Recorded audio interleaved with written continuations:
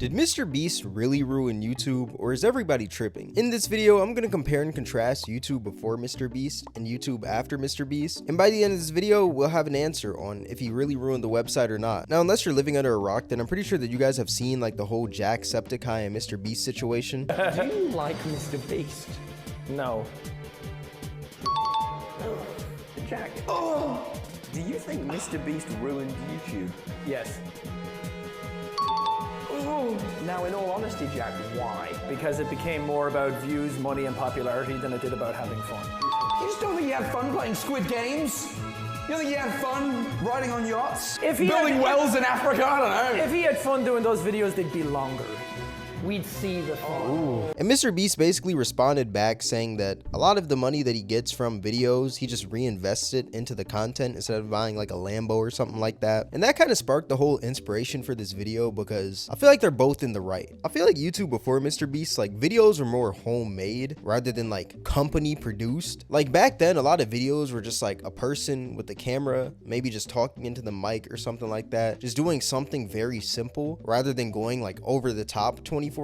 Like the most extreme idea that somebody would do back then was probably like skydiving or something, but now people are like selling islands and stuff like that, which is pretty crazy. You also got people buying Lambos, freaking compressing them. It's like, bro, it's actually wild. One thing about YouTube back then was that YouTube was less edit heavy. Like nobody was really editing like crazy. Another thing about back then, there was less info on the site, so like nobody really knew how to blow up. People were just kind of like posting whatever, honestly. Like if you go back to like KSI videos back then, like that man KSI was just doing whatever on his channel. Like one day he would have FIFA, next day he would be playing a saxophone or something, next day he would be like, I don't know, playing a scary game. Like channels weren't as like compressed. Like it wasn't just one niche or something like that. It was like multiple things that you would post to one channel because people were kind of there for the YouTuber itself, not for the idea. One thing that was also big back then on YouTube were like let's plays. Like every single human being on YouTube back then was doing a let's play. Some of those people being PewDiePie, Markiplier. You also had a lot of people daily vlogging. Like I feel like nobody daily vlogs anymore. Like I remember FaZe Rug used to daily vlog, Logan Paul used to daily vlog, all those people used to daily vlog, but now like you don't really see anybody daily vlogging anymore. I think what made it so interesting back then was because like nobody really knew the lifestyle of somebody who was making videos and stuff like that, so when people would daily vlog, it kind of made it interesting. But I feel like everyone kind of knows how YouTubers live now, so daily vlogs aren't that interesting anymore. And like I said earlier, like back then on YouTube, a lot of people, you would watch them for them, not really the idea that they're doing. I remember I used to watch a lot of Expert Thief when he used to play GTA, and the reason I watched Expert Thief so much was because I related to him more than like his videos, because I was like probably 10 or something. I couldn't really play GTA because it was an M-rated game, but that man Expert Thief, he was like a black dude who went to a suburban school, and that's kind of how I was when I was younger, so I related to what he was saying in his videos. He would always make jokes and stuff like that, so I could relate behind like whatever he was talking about, you know? And I remember that man had like 3 different channels. He had like Expert Thief, iSexy TV, then he had like what was the other one? There was one more channel that he had. I think it was just called like Kevin LaShawn or something, but he had 3 different channels. But I would watch every single channel because I kind of just watched him for him. I never really cared what the video was about. I kind of just cared about like who was creating it, you know? And I feel like that's kind of been lost with YouTube. Like nobody really cares about who's creating the thing anymore. They kind of just care about the idea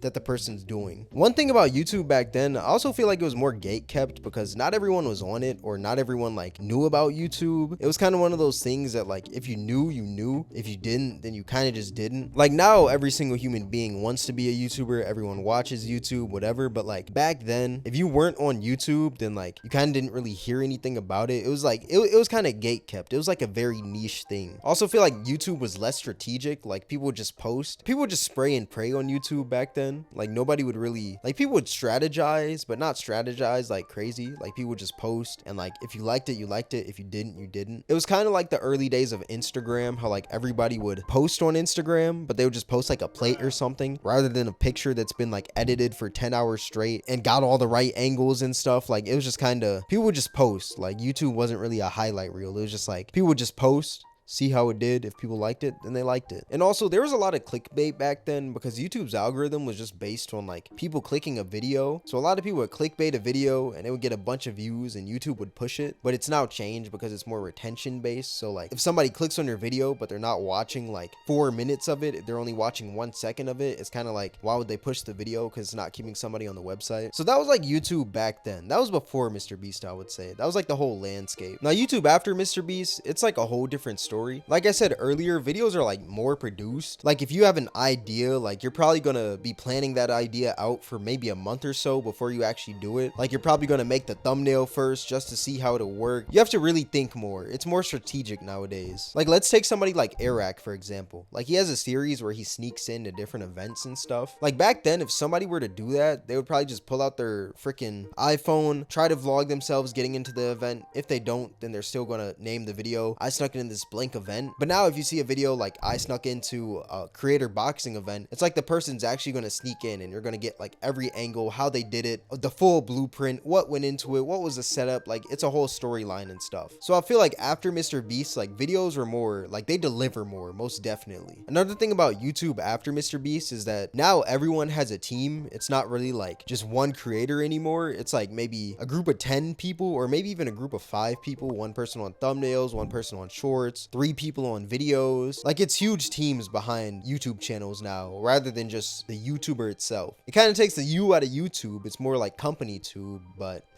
that's just kind of how the game goes, you know? Like I can't name one YouTuber who's gotten up to the top by themselves except for like PewDiePie, but I'm pretty sure PewDiePie has maybe like 1 or 2 editors. Also now I feel like all the secrets of YouTube are exposed. Like if you just watch one MrBeast podcast, you can kind of like get a grasp on how to make a YouTube video and just how to like make it entertaining, how to make it more engaging and stuff. But there is one downside to that, which is that a lot of people are just making YouTube channels just to blow up / make money rather than for the actual enjoyment of YouTube. Like me myself, I feel like I create videos for the actual enjoyment. Like I kind of just like talking about YouTube and just like internet stuff. But some people will see maybe a Sunny V2 channel or something and be like, oh man, that's how you do it, that's how you make money. I feel like that's kind of scummy, honestly. Like let's take somebody like Quebblecop, for example. Like that man literally has an AI channel, like his channel is full AI. Like I feel like that's just a cash grab channel. Like you're not even trying to connect with your viewers anymore. You're just trying to get the biggest dollar amount from your channel rather than actually like connecting with your viewers, seeing how they feel, seeing who they are, like trying to do something for the YouTube community. And I said this earlier, but I think after MrBeast, everyone is more focused on the idea in videos rather than like the creator themselves. Like I feel like now people don't really watch YouTube videos for the creator. They're kind of watching them just to see like what's happening. I feel like there's a few outliers though. Like let's say somebody like Gideon. Like a lot of people do watch Gideon for like himself, but then you got channels like let's say Sniper Wolf. Like I don't really think anybody's watching Sniper Wolf for Sniper Wolf herself. They're probably just watching just to see like what she's reacting to, probably. I don't know, maybe I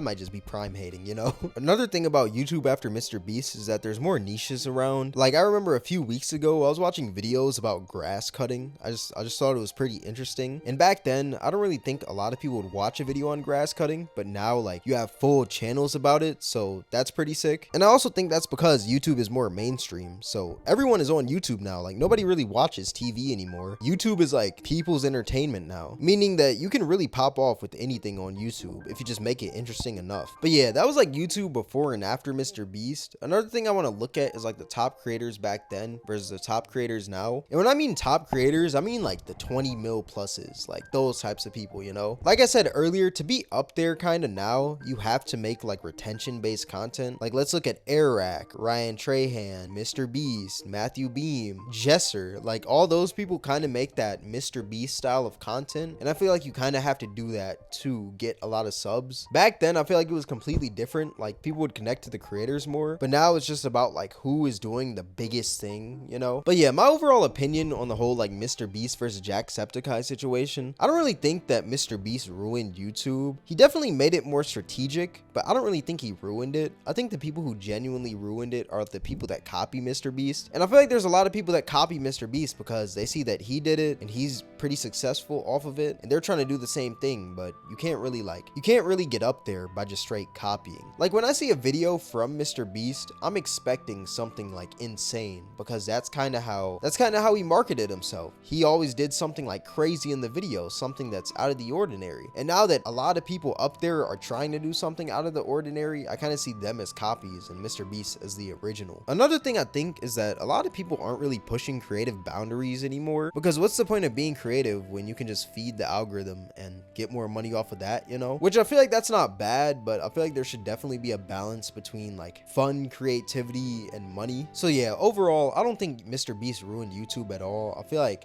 that whole situation, Jacksepticeye, was kind of like, it was one of those situations where it's like, who is this new kid on the block stealing all my views? And it was just kind of like that, like he was just kind of like salty at MrBeast. But I don't really think MrBeast ruined YouTube. I think it's the people that copy MrBeast that kind of ruin YouTube. But yeah, let me know what you guys think in the comment section below. This is a very 50-50 situation. Like a lot of people are out there that hate MrBeast. Like I don't really hate MrBeast at all. I don't really watch him like that, but when I do watch him, it's like a video where I'm like, oh shoot, that was a sick video. Like it's what I expect from a MrBeast video. But let me know in the comment section below of what you guys think about this whole situation, or if y'all agree with my take, or if you don't agree with my take. But yeah, this is gonna wrap up the video. If you guys made it this far, I appreciate you. If you guys enjoyed this video, then I highly recommend you guys check out my most recent video on why everyone hates King Batch. But yeah, with all that being said, thank you guys for watching. It's Cameron, and I'm out.